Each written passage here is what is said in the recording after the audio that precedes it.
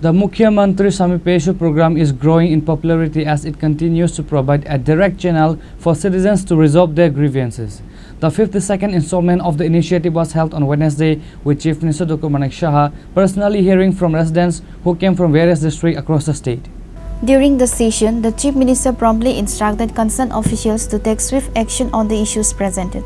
A significant number of citizens came with health-related problems, and Dr. Saha immediately facilitated the issuance of Ayushman cards for them. Recognizing the severity of some issues raised concerning GB Hospital, the Chief Minister ordered Health Secretary Khorang to take strict measures to address the complaints. The program highlights a people-centric governance model, bringing senior officials together to solve public issues in real time.